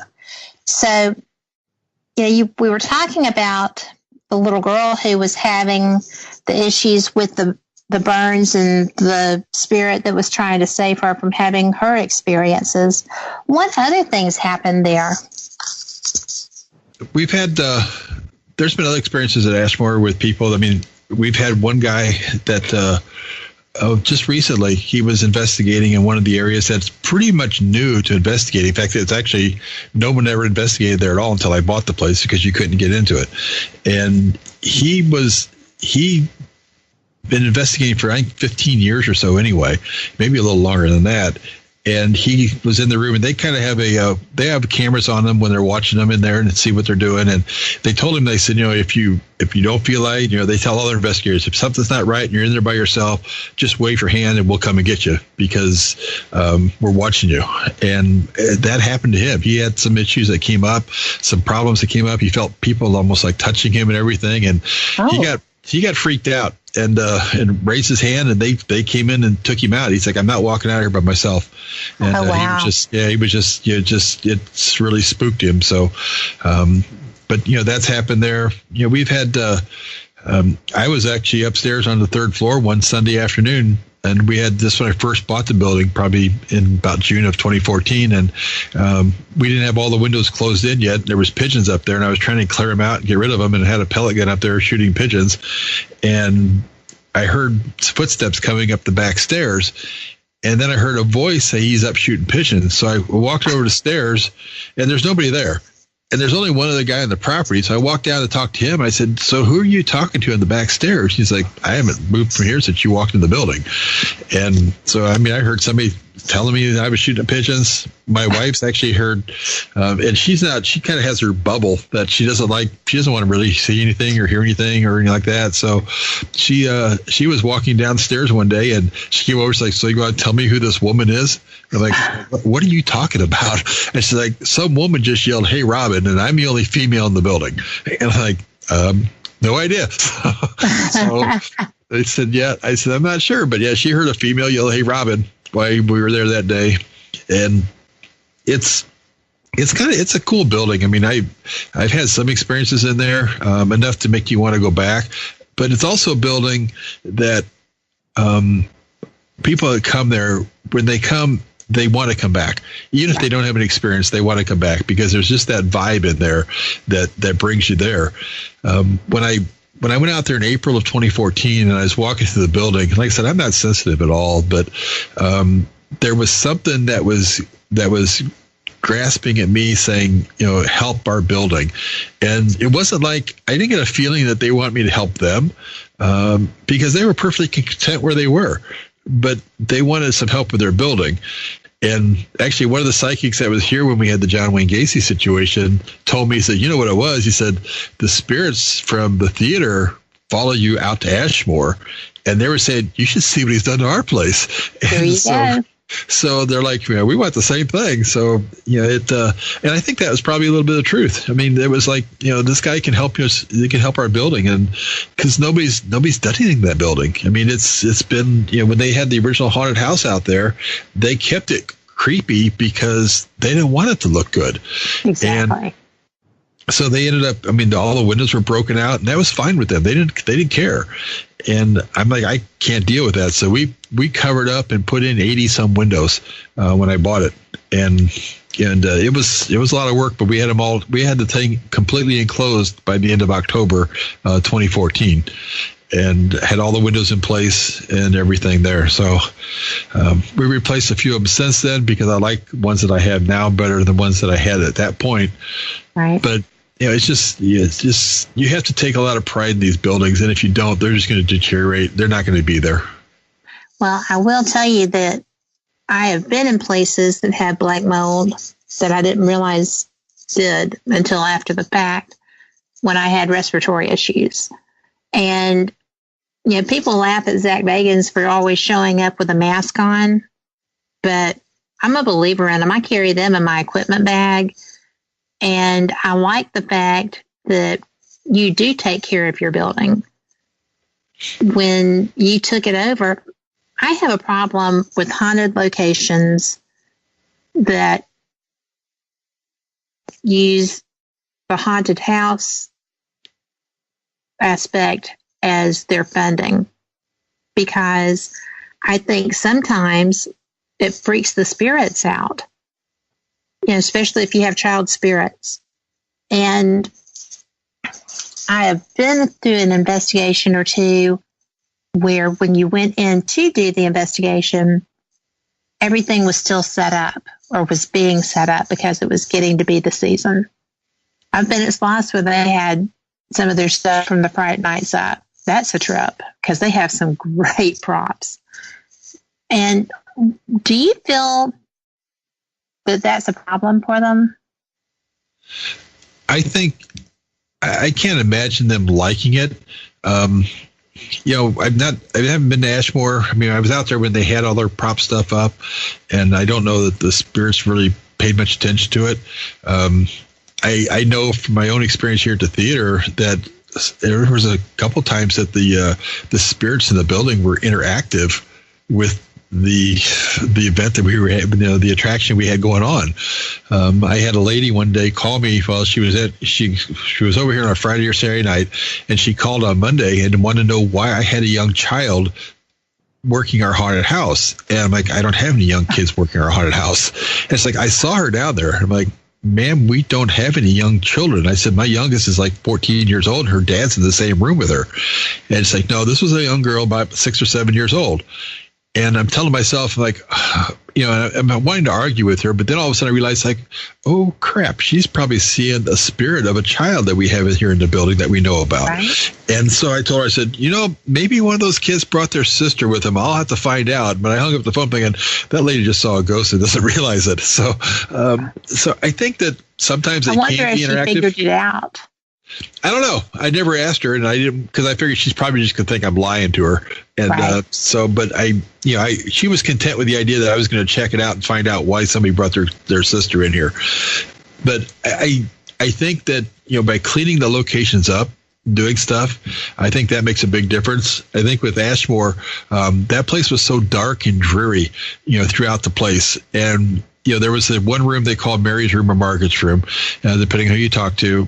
And there was if you go to YouTube, you can pull it up, you can find it, that they had boards up, closing up the windows, covering the windows, and the boards would fly out of the windows at times. So you get like pulled out of the windows.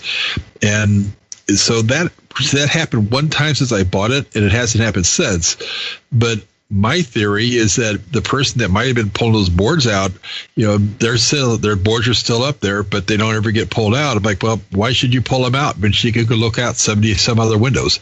There was one window that was available at the time, but now there's all kinds of windows. So she didn't have to worry about pulling the board out of a window to see out. She can just go to a different window. So that's interesting. But I think the haunted house aspect, I don't think it does the place any good. I don't know if it does any harm, but the energy level, I think, is different. I think when I bought the place, I've had a lot of people that have been out there and investigated before I bought it, and then after I bought it, and they said the energy level, the vibe is so much different in the building now. It's kind of like a happier vibe than it was back then. I can see that. Which is kind of what I was going for. Well, I haven't even been there yet, and I'm positive you're achieving that. But, we mentioned the booths earlier. They think that your Ashmore Estates is just the bee's knees. I think that's their favorite location.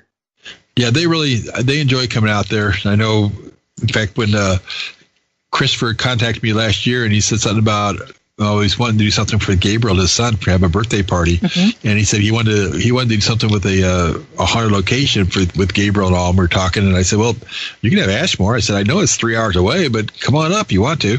And so they drove 3 hours just to have their son's birthday party, have Gabriel's birthday party at Ashmore Estates. And they did a little mini investigation that night and all, and had a good time. The kids, we actually invited, because obviously Gabriel doesn't have any really close friends in this area. And so we put it out there. We invited a bunch of people and came up, and we actually made it a fundraiser for Lost Limbs. And but we had like 15 or 20 kids show up that night and or during that day, and did the birthday party for them, and everybody had a good time with it. Well, the pictures from that were great. Y'all did a good job, because it didn't look like it was a creepy haunted location. No, and and during the day, I think it takes on a different vibe there day and night. During the day, it doesn't look like it at all. Not at all. Yeah, and you'll find out when you come up there, at Ash Bash. But during the day, it just looks like a big building that has a lot of old walls in it, things like that. But at night, it's like the building changes. It becomes a little creepier, and I think it's just because the lighting changes and the rooms look a little darker and all. And but it doesn't have that. It doesn't have that. I hate to use this word demonic, but it doesn't have that dark feeling. Right. It just seems like it's just a little bit, just not as bright and cheery as it is during the day. Well, I have some of Christopher's pictures. I bought several of them, because I thought his work shot there was so amazing. And, they're in my office, and they're beautiful, and they don't frighten me. The pictures of the children don't frighten me. I think that because they approach your place with such concern and compassion and love for it, that they would never perceive it that way. And it shows in their work, although Children of the Corn too. Oh, the Children of the Grave 2 stuff they've shot out there. Yeah, Children of the Grave, yes. Right. And he laughs because I don't watch horror movies, and yet some of my good friends produce these, and I do glance at theirs more than I do other people's. It's not my genre. That affects me too much, personally. But their work that they did out there was astounding. Yeah, they've done a lot of nice stuff out there, and I mean the video that they shot out there for the movie they're going to release next year is just it's going to be crazy. I mean, it'll be really nice. They did a lot of stuff up at the Randolph County Asylum or Infirmary up there, and that's going to be they've just got some great locations to shoot in. It's going to look good. I wanted to get across to people also that Ashmore Estates was not an asylum. It was not a hospital per se. It was a poorhouse, right? Yeah, it started off as a poor farm, and that's what it was originally until 1959. And a lot of people don't realize that poor farms were basically, they sent people there that didn't have money. They may have not had the psychiatric means to go to a regular jail or something. So they sent them out there. You could have anything from a child like we've had there to a rapist in the same building. And they just stuck them out there. 1959, it shut down as a poor farm because they came out with the new system with the public aid, where they basically sent people a check instead of making them worked for their living.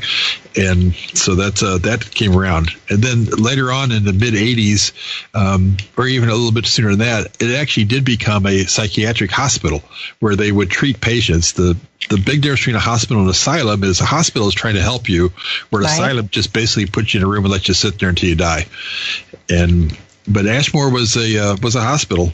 In fact, I mean, we know that there where the rooms were where they did a lot of electroshock therapy treatment out there and things like that. We know which room that was that they did that in, because I actually had a couple of ladies that went to school at Eastern Illinois University that came out there just last year, and they're probably 70 some years old now, and they wanted to go see the building. It was kind of funny because they came out there and they're like, "So where are the ghosts? Will we see any ghosts?" I'm like, "Where was this room that they used for the nurses? And where was this?" And they're like, "Tell us where the ghosts were." I'm like, "No, I want to know about this." So it was, yeah, I was trying to get the history of the place, and they were more worried about, the ghosts. And they said, "We've always had some weird feelings when we were out here working when they were in college." And she said, "But it's like, we never mentioned ghosts because nobody ever believed us. But yeah, we always thought there was something weird in here." But it was it's an interesting place with that. And somebody asked in the chat room if it was a home prior to the Ford farm. No, actually it was, there was a guy that bought it that was going to turn it into his house. And then there was so much vandalism problem out there, he couldn't keep up with it. So he decided not to even turn it into a house. But the building now that's there, the other building, in fact, I think this is a really cool part of history, and talking to you as a female, I think you'll appreciate it, is that when they had the fire out there originally about 1880, it was caused a lot of damage, but they didn't do anything. The county did not do anything to help fix the building up whatsoever. So about 1915, a female inspector for the state of Illinois came down and said that the livestock and cattle at the location were in better conditions than the people. That they were living in their own feces. There was rats, vermin running all over the building. They said it was deplorable. There was water leaking in everywhere. He said it was just total filth. And she went back to the county and told the county, "You need to replace that building." And so this female inspector basically is the one that came in and said, "That's it. This is gone, and fix it." And so they did. And that was 100 years ago. Wow. I mean, so it was, because the building was built, she came out about 1915 with this, and in 1916 it was built. So 100 years ago, a female had enough clout with the state to make that happen. That's pretty cool, because they didn't have much as a rule. Not at that point in time, but yeah, this lady did for some reason. I'm not sure what it was, but yeah, I found the news article that they wrote about her doing this, and that that the building had to be torn down. That's so awesome. But I I may be thinking of the same situation where she said that the insane were not restrained. They were running around with the general population. They were, not medicated. They were just loose, being insane with people. Well, so that had to be freaky too. Yeah, and especially during the poor farm days, I mean, there was no fences up or anything like that. You were kind of sent there by courts, but you could pretty much leave if you had the means to show that you could take care of yourself on the outside, and that didn't happen very often, if anything. But I mean, we don't have a lot of information from the poor farm days because basically nobody cared about those people out there. It was just like matter of they're out there, let them sit. We don't care about them. The people that had money didn't care about the people that didn't have money. And so that's where they were just stuck out there. And I have found one article that basically talked about, there was a baseball player that was playing like single A baseball, like a semi-type pro league, that went out there for some rehab because he didn't have a lot of money. So they sent him out there to rehab. And there was a little bit of an article about him and what he experienced inside there. And that's about the only article I've been able to find about the inside and what people talked about the inside. And he had positive things to say about it because they grew their own food out there, their crops, they butchered their own meat. They did everything themselves. And he never complained about it at all. He said that, they were treated pretty good as far as what was being done out there for him. Wow. Well, I guess your attitude would affect your outlook. It does with everything else. So if you went out there trying to make it a positive experience, then it would become one as much as it could. Well, and we've got pictures out there too. And I think, the people that were out there, that lived out there, that was their life. And that's why I've kind of adapted the word, some call it home, because that was their home. That was the only place they knew. They had nowhere else to go. You could look at pictures that we found probably from like a Sunday afternoon when they would get together and just relax and have a good time. They were playing music out on the steps. They had guitars out there. They had a PA system set up there. They were enjoying themselves. This was their home. This is where they lived. And so I think that they were content with what was going on because this was the only place they knew. Yeah, I love, and I saw it on the site, and I saw it in some different articles that I read, the Some Call It at Home. And people need to understand that about your location, Ashmore, and other haunted locations as well. There's reasons people are still there. And, I do understand residual hauntings and the energy signatures and that type thing. But spirits can go anywhere, in my opinion. Yeah, I mean, and they tend to go where they felt safer, or where they feel, as in with the little girl who was in the fire, where they feel they can save someone else, they can prevent someone else from suffering what they suffered.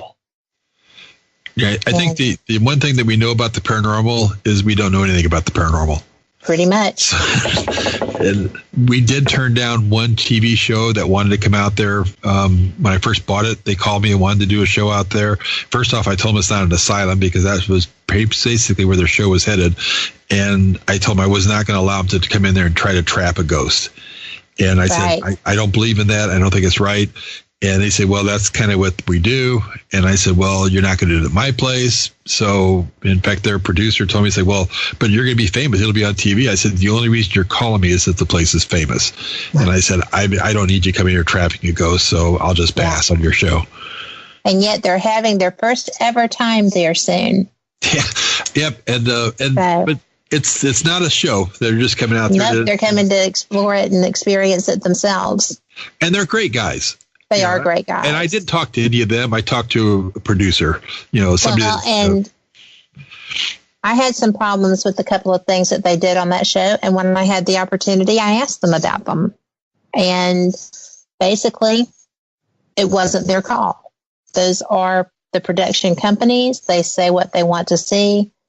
And if you're doing the show and they're the ones paying for the show, then you do what they ask you to do on the show or you go home. you're pretty much in control of by the producers, and that's what you're going to have to do. That same team actually did go to the mat about the praying before their investigations. So I thought that was interesting. Right. Yep. Yeah, they won that battle. They did win that battle. They didn't win the one about blowing up the box, though. No, not that one. That one bothered me. And I told them that, and I love them. They know that. So they're great people. Sure. And I'm glad that they're going to get to come there. But you have so many events coming up there, and we're about to have to take our final station break. But when we come back, I would really like to discuss some of the events that you have coming up, and you can tell people how to find you and,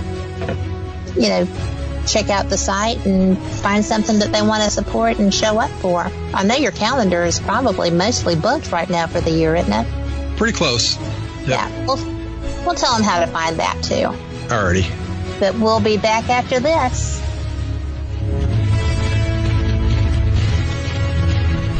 Let's Talk Radio would like to remind you that if at first you don't succeed, I got it. Don't try skydiving. WGOG DB Let's talk. Haunted, a psychic story by author and radio host Ariel Grace. This is not your average book of hauntings. Haunted, a psychic story is written from a psychic perspective and contains true stories and some handy tips. Written in 3 parts, Haunted, a Psychic Story contains chilling adventures, advice from the archangels, and helpful tips used by Ariel Grace to clear haunted homes around the globe. Haunted, a Psychic Story is available on Amazon, or you can download straight to your Kindle. Haunted, a Psychic Story by Ariel Grace. Get your copy today.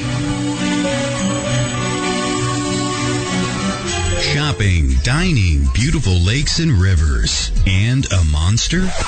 Welcome to Braxton County, West Virginia. Centrally located, Braxton County, West Virginia is the ideal place to visit. Natural beauty and recreation abound with 2 beautiful lakes for easy kayaking and canoeing, and many hiking trails. Did we mention the Flatwoods Monster?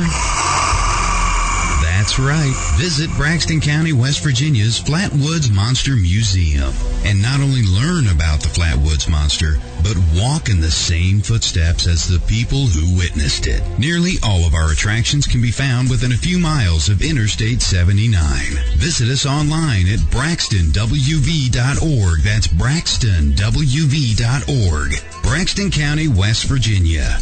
Center yourself here. The best in paranormal and metaphysical talk radio. WGOG DB. Let's talk.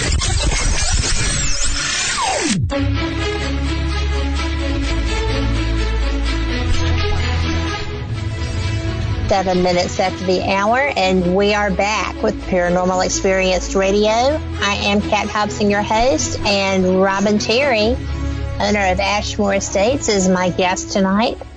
And Robbin, I have had so much fun, even with the glitches that never happen here, having our conversation. It has been just wonderful. But I do want to make sure that people know how to find you and how to book events at your different locations. Sure. Well, the easiest way to go to our websites at Rhodes Hotel. We've got Rhodes Hotel, just ROADS hotel.com. And that all helps Lost Limbs Foundation. And we've got some events coming up there, some public investigations. We've got a big one this weekend. Grant Wilson and Chad Lindbergh will be at Rhodes Hotel. There's still some tickets available. There's investigation tickets for Friday night and Saturday night. There's also general admission tickets for Friday and Saturday, just to come out and meet those guys and to listen to them on their Q&A session. So you can go to rhodeshotel.com and pull up tickets for that there. The ones we do at Ashmore Estates is ashmorestates.net. Just ASHMOREESTATES.net. And we've got a lot of stuff going on out there. Each month we do a public investigation where we donate basically about half of the money that comes in to Lost Limbs Foundation, and we've got one starting in April and goes all the way through October. Some celebrity type events we've got going out there this year is in April. Chris and Mike from Tennessee Wraith Chasers will be out there. It's the first time they've ever been in the building, and they'll be back. May 19th, Nick Groff. This will be his third time, actually his fourth time if you count Ghost Adventures, but this will be his third time he's been at Ashmore. I think they've kind of grown a liking to it. He's been there almost 3 out of the 4 years that they've had the Nick Groff tours going on. He's been there, so they'll be out there May 19th. And you met these guys last year if you didn't know them before at Scarefest, but in July we have the Ghost Brothers coming out. Yeah, all three of them, Dalen, Marcus, and Joanna will be out there.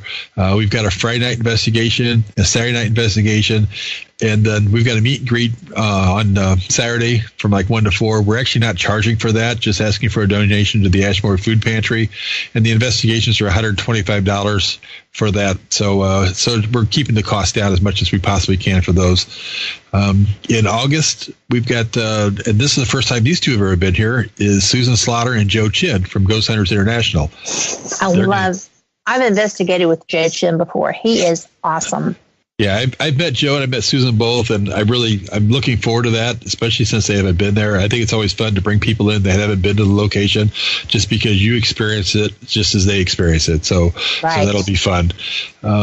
We've also we talked about it a little bit earlier. We've got Kids Days coming up May 26th and October 13th at Ashmore from like noon to 5 each day. Riverbed Paranormal free agents are putting those on for us. So those are going to be kind of fun. And, just go to our website and check it out. We've got a lot of stuff going on. We do a lot of stuff with charity to help the kids out. And Podgraphs is coming out there in June, the middle of June. They'll be out there. A lot of fun people coming out then. They're going to actually do a I Dared You Truth or Dare 5. They're going to do a movie premiere on Friday night, and then an investigation after that. So that'll be fun with Scott Temperman and Jim O'Rear.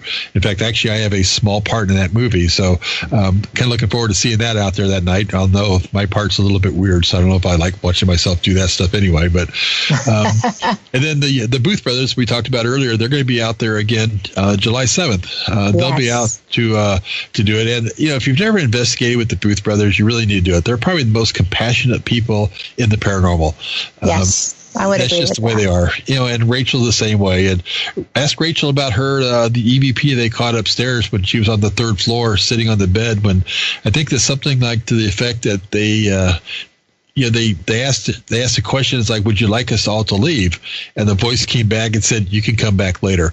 So Rachel said, I got propositioned by the ghost in your building. And I'm like, I can't blame them. They're obviously intelligent ones. So. There you go. That was an intelligent haunting. And then, the biggest one we're doing. So cute. Oh yeah, she is. She's a doll. I really enjoy doing things with her. But then we have Ash Bash coming up in September, and this is probably the cheapest event anyone's put on all year. There's no charge for the public to come in and wander around the building. We're going to have vendors' tables set up in there. The vendor tables start at $10, and they go up to $15. So if you bring your own table, or $10 or $15, we're going to have different vendors. Actually, the Booth Brothers, or Christopher and Rachel for sure will be there. I'm not sure if Philip's going to be able to make it, but they'll be out there. And then we actually have Saturday night sold out for our investigation, but Friday night we have the investigation set up, and a large portion of the money from this event will be donated to Lost Limbs Foundation as well. So, I'm one that doesn't think this is not my job, owning this location, but so I don't need to worry about the income from this, for a living. So it's nice to be able to do some things differently with it. And I had a lady recently posted something on one of our pages about that she thought it was terrible that people would take an old building like this and try to make money off of it. I'm like, okay, well, you obviously maybe she should have read the site. Well, and I kind of mentioned to her, I said, let me know how I can keep this building alive and pay all the bills for free, and I'd be more than happy to listen to you. So. But yeah, it's like we do so much stuff to to help others and help charities. I'm not trying to pat ourselves on the back, but the money that comes from Ashmore goes right back into Ashmore. We just made a large room that cost me, we took out a wall inside there, which was a huge support wall that we had to bring steel I-beams in, but it made it easier for people to have events out there. And it cost me $5,000. We just did that in February. And, so the money, everything we do goes right back into the building. It looks amazing. So it's good. Yeah, that's going to work out great because we can now put about 150 people in there. And so any event we're doing, when we have speakers come in at Ash Bash, it'll be easy to talk in there. We put a new sound system in that room area so that we can hook up microphones so people can hear without any problem. And it's just going to work out perfect. Well, I know I'm excited about it. In fact, Terry is here saying, we'll be there in September. Yay. And we will. But, she is saying what I think most people believe about you, which is that she's very impressed by you. And, what a return to society that you're doing. You're actually helping people. And, there are locations that don't do that. And it's very disheartening when you find out that things aren't what they could or should be. It's just disappointing. So when you come across people that are doing fantastic things, and you are one of them, and I have other friends who do that too. It's just wonderful to see because it's not taking advantage of whatever process keeps people attached to a location. It's just kind of giving them a good location and looking after them. Yeah, I think that's what you have to do. You really need to, if you're buying a location to try to make money, you're doing it for the wrong reason. And that's what I thought with this one here. It's like, it'd be kind of fun to own this just so you have a chance to investigate when you want to. But at the same time, you just got to put a lot of work back into these locations and just love them for what they are, not for what you're hoping you can put in your pocket, because that's probably not going to happen. I think if I get lucky, I might break even by the end of this year out there.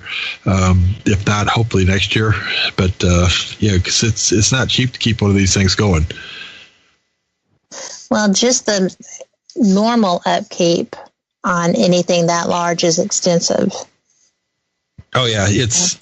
And when you're only basically renting it's not like it's Waverly Hills where you're renting the place out every night of the week. Right. We're only doing it basically on a Friday and Saturday night. And, we charge $500 for Friday or Saturday night. So you're playing with about, at the best, maybe $4,000 a month, to come in to do all the work and the improvements. And we put 83 windows in there. 83 windows. If you buy a cheap window, that's, at $100 to $150 a window, that's, $8,000 to $12,000. We put 3 bunkhouses out there that so people can stay in when they come out there. Those cost about $10,000 to put those 3 up. So it's not cheap just to keep one going. But at the same time, you just you do what you want to do, and hopefully it works out. Well, so far so good. Yep, that's the way I look at it. So. Yeah, me too. Well, Robbin, thank you so much for being here with me tonight. And again, I apologize for any technical glitches, and I have enjoyed you. I appreciate you coming to share with my audience. I know they're loving this too. And I hope to have you back soon. I'd love to do it. I really appreciate you asking me to come on. Yep. Well, I appreciate your time. I do want to let people know that next week my guest is Robert O. Powell, Lewis O. Powell. He is one of my favorite authors. He started out as a blogger, and he wound up taking those blogs and that became the Southern Spirit Guide, talking about Alabama. And now he does haunted tours with my group. And he is the best raconteur that I have come across in this generation. So you will enjoy him tremendously. And we will also be getting ready to have Donald Davis back on with Frank Lee. We are going to be discussing a recent event that we did. It was an unknown haunted location, and by jingo was it. So we'll be sharing some evidence for that. And I appreciate everyone in chat, everyone listening. Y'all have just been such wonderful people. I appreciate the questions. Everything here has just been fantastic. I appreciate everything. And we will be back next week. Same cat time, same cat channel. Y'all have a fantastic week.